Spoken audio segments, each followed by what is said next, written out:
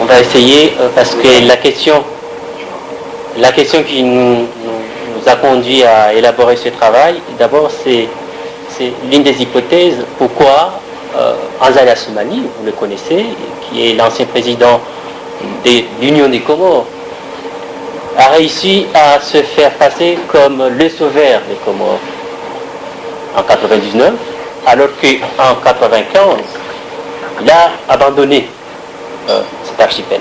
Voilà l'une des hypothèses qui m'a conduit à élaborer ce travail qui s'intitule de pouvoir commun. Alors pour arriver à répondre à cette énigme, on est obligé d'abord d'explorer l'histoire sociale et politique de nos îles, qui a fait qu'aujourd'hui il y a un État, et à partir de cet État, il y a lutte pour le pouvoir.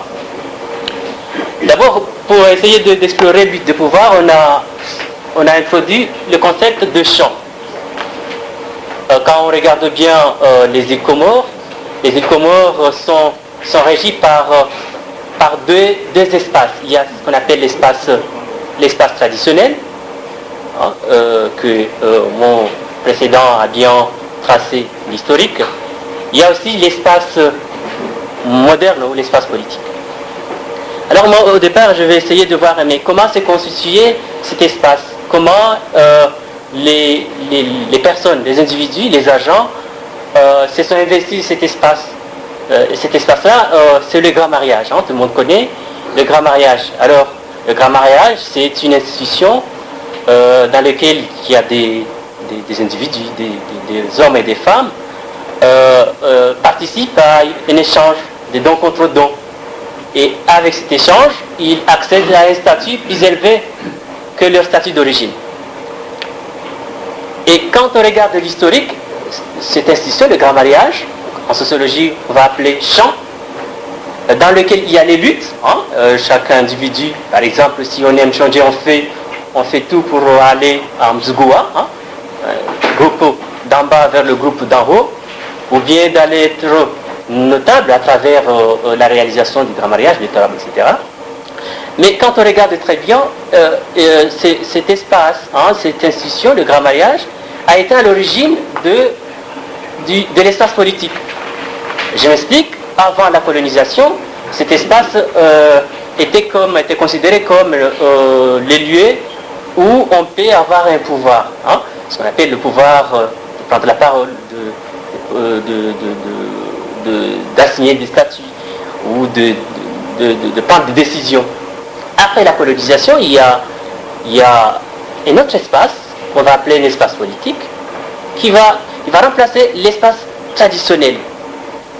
Et les gens qui étaient au départ dans l'espace traditionnel, qui avaient le pouvoir considérable, qu'on les appelle les hommes accomplis pour les uns, des notables pour les autres, mais nous, pour essayer de situer, de différencier les différents individus qui sont dans l'espace traditionnel et qui vont quitter cet espace traditionnel pour aller dans l'espace social, alors on va les appeler notables traditionnels. Alors, cet espace traditionnel qui était avant dominant, c'est-à-dire qui donnait des pouvoirs, qui permet aux gens d'avoir des décisions sur l'animation du village. Alors, il y a en 1841, la colonisation est venue, et avec cette colonisation, elle a amené l'institution scolaire, et avec l'institution scolaire, l'État. Et maintenant, les gens qui seront dominants, qui auront le droit à la parole, d'avoir des positions prestigieuses, ne seront pas des notables traditionnels, en roi Mila, mais seront des notables politiques. Mais pour mieux investir cet espace politique, alors ils seront obligés d'apprendre. D'apprendre quoi? À lire le français.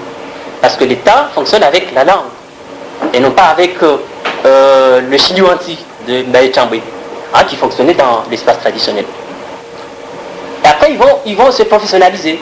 C'est-à-dire qu'ils quittent les agents qui étaient dominants au départ dans l'espace traditionnel, ils quittent cet espace traditionnel, alors ils se dirigent vers l'autre espace qui est imposé par le colon, avec la colonisation, qui est l'espace politique. Et là, ils abandonnent leur position dominante là-bas, dans l'espace social, pour venir acquérir d'autres positions plus dominantes que d'autres. Mais il y a deux phénomènes qui se produisent. l'espace traditionnel continue à durer malgré la colonisation, malgré l'État, malgré le déplacement de ceux qui étaient dominants Makabaïla, surtout des centres urbains de Moroni, d'Ikoni, de Moutsamoudou, de Domoni, de Fomboni, qui étaient dans l'espace social dominant et qui viennent dans l'espace social économique encore dominant. Ça n'a pas rompu avec l'espace. Il y a des gens, les Wanomata, si on est en juin, comment ou en Ramasafari, alors là, il continue à faire fonctionner l'espace traditionnel. Pourquoi les gens issus des centres urbains ont abandonné l'espace traditionnel pour aller investir les champs politiques et acquérir les positions politiques, et on remettre les autres, les paysans, etc., ont continué à faire fonctionner les champs traditionnels. Pourquoi? Parce que d'abord, avec l'arrivée de la colonisation et l'élection scolaire, les scolaires étaient considérés comme une menace, comme un instrument de profanation, d'acculturation, qui feront faire oublier les gens de leur terroir, de leur culture, manière d'être. Et par contre, les notables issus des centres urbains ont compris que non, si on reste dans le champ traditionnel, on va perdre nos positions. Donc, il faut quitter ça pour aller dans l'espace politique. Parce que les gens qui viennent nous imposer une autre façon de gérer, de faire de la politique, ils sont forts, ils ont leurs moyens, ils ont leurs armes, donc ce sont des gens avec qui, contre qui on ne peut rien. Donc ils continuent. Ils envoient leur... Après, ils s'investissent, même le prince Saïd Bahim, il faisait des voyages pour apprendre le français, etc. Et après, ces gens-là, ils vont se professionnaliser, à apprendre à construire un discours, à faire de la politique, à mobiliser les foules. Et ils vont réussir à perdurer dans l'espace politique, à avoir toujours une position politique. Pourquoi? Parce qu'ils mobilisaient leur autorité sociale du fait de leur naissance, de leur noblesse, et à transformer leur autorité sociale, leur statut, en capital politique. Après, ils vont être professionnels. Et en étant professionnels, ils ne seront pas notables traditionnels, mais ils seront notables professionnalisés. D'où on a, avec toute la professionnalisation, l'évasion de l'État, etc., le déplacement du champ traditionnel au champ politique, on a constaté, on a enregistré deux types de notables. Il y a le notable traditionnel, lui, qui était rebelle à l'imposition de la colonisation et qui a continué à sauvegarder ce qu'on appelle le traditionnel. Bon, il reste notable traditionnel avec les pratiques traditionnelles. Et celui qui a rompu avec sa classe d'origine pour venir investir la classe d'accueil actuelle, on va l'appeler notable personnalisé. Alors ces gens-là vont se distinguer. Il y aura deux types de notables personnalisés. Il y a ce qu'on appelle le notable professionnalisé, mais qui n'a pas tout à fait rompu avec la coutume. Par exemple, Prince, Saïd Ibrahim Prince, ou bien c'est d'Hachim, ou bien même Ali Abdallah, eux, ils vont essayer quand même de se professionnaliser, d'être notable personnalisé, mais tout en gardant une partie de leur héritage. Et ils vont pas au départ, ils vont pas réclamer l'indépendance, ce qu'on appelle la première génération de 1841 à 1968, ils ne vont pas réclamer l'indépendance. Pourquoi? Parce que les ressources qu'ils mobilisaient n'étaient pas à la mesure de pouvoir réclamer l'indépendance. Réclamer leur indépendance, c'est s'anticiper au déclin. C'est-à-dire, c'est risqué, en quelque sorte. Donc, ils mobilisaient leur autorité sociale tout en courtisant l'administration sociale, ce qu'on appelle le quota. Voilà, nous voulons, en 1958, il y avait la demande de consultation des Comoriens et ils ont dit, nous restons indépendants. Ils n'avaient pas intérêt à demander l'indépendance, parce que demander l'indépendance, c'est accéder à un État dans lequel les ressources demandées seront plus supérieures que ce qu'ils disposaient auparavant. Après, il y a d'autres générations, on va appeler les 68A, les 68A avec Abubakar Bana, Salim Himid, etc. Eux, ils vont comprendre que si on continue à se dire nous sommes des notables, nous sommes ici de grandes familles, nous sommes ici de grandes villes, donc on ne va pas durer en politique. Alors il faut nier nos origines. Ali Salhi était le plus malin, Mbadia aussi. Et Mbadia par exemple, quand il se déplace pour aller faire le meeting, il ils garent en tout cas leur cortège de voitures loin du lieu dans lequel se déroulait le meeting et venir à pied. Une façon d'effacer les stigmates, l'origine sociale pour dire que nous sommes du peuple. Mobiliser les foules, les paysans, etc. pour réclamer l'indépendance. Donc il faut se considérer comme on est issu du peuple d'en bas. Et pour être considéré comme issu d'en bas, il faut vivre comme eux. Hein? Ne pas s'habiller, je ne sais pas, en kabaïl, en noblesse, mais simplement ne pas venir avec des Mercedes, mais avec à pied.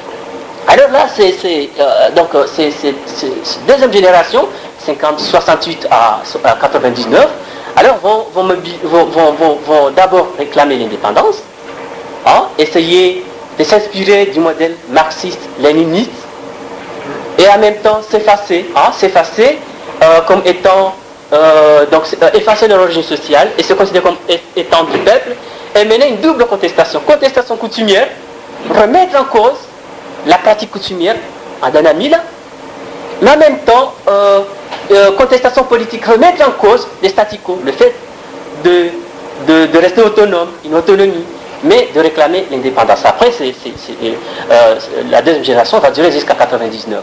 En 99, alors qu'est-ce qui s'est passé? Tout le monde le connaît. Il y a une autre génération, troisième que j'appelle, une troisième génération est venue dans un cadre de crise. Il y a séparatisme,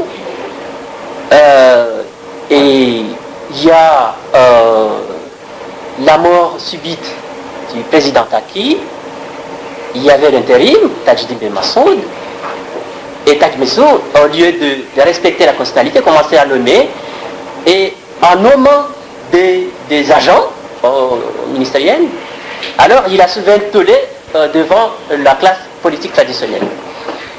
Alors il a été frappé d'illégalité, en tout cas. Il y a ça, cette crise politique, hein, liée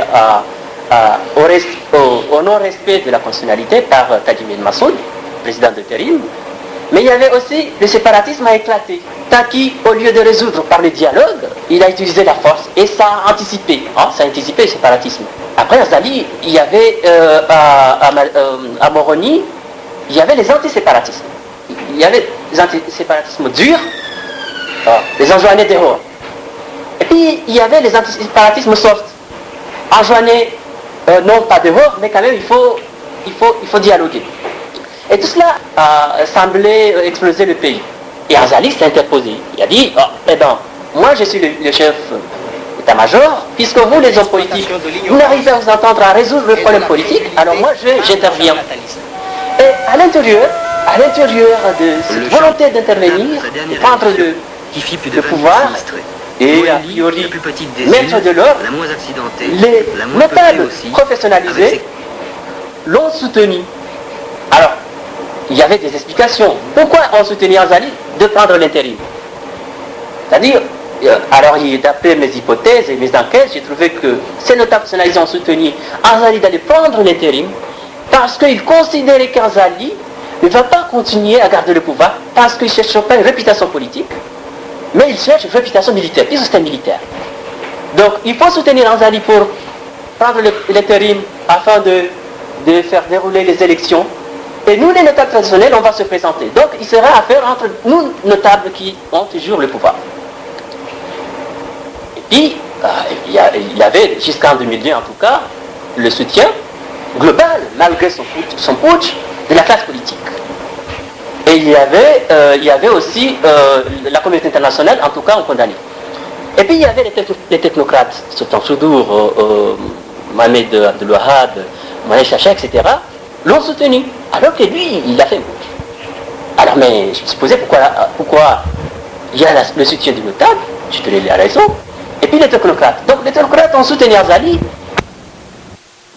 parce qu'Azali est issu et même catégorie que nous.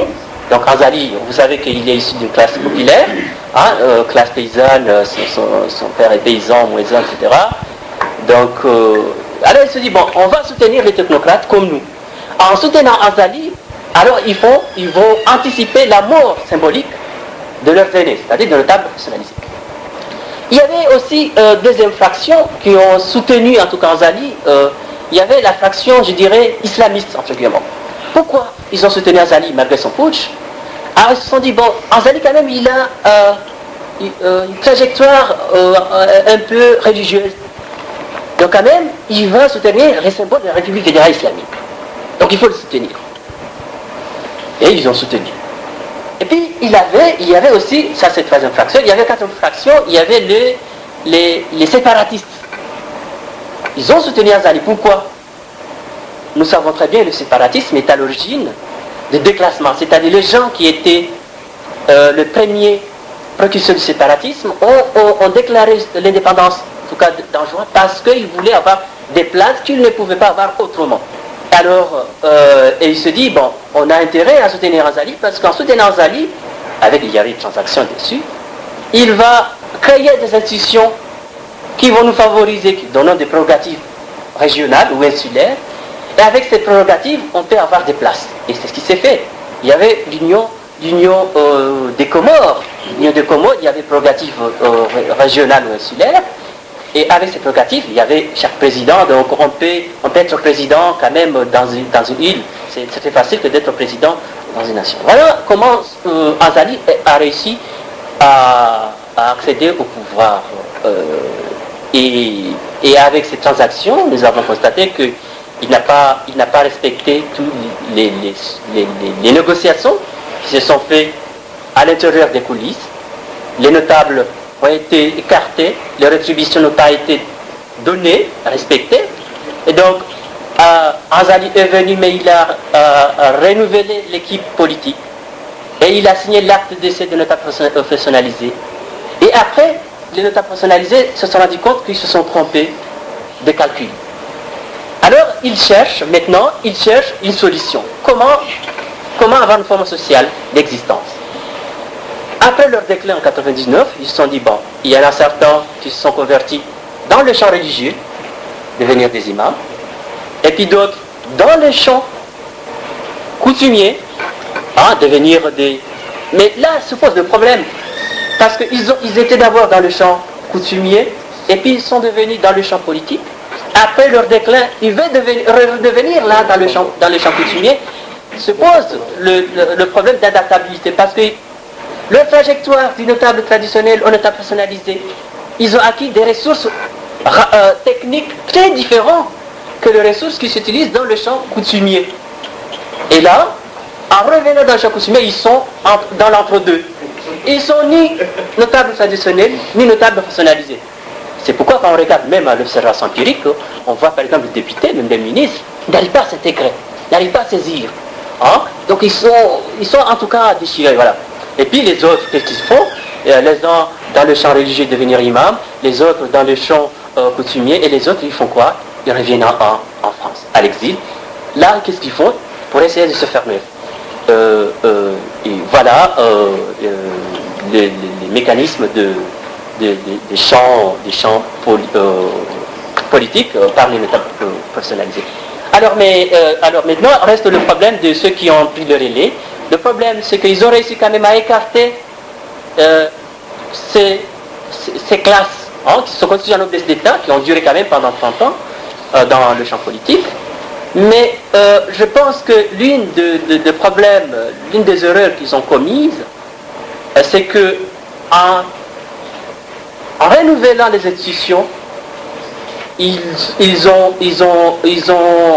contribué à l'affaiblissement du champ politique. Pourquoi? Parce que le champ politique, l'État, pour qu'il y ait une force dans l'État, une puissance dans l'État, un crédit de l'État vis-à-vis des citoyens, de la communauté politique, il faut qu'il y ait une force qui transcende tous les petits pouvoirs.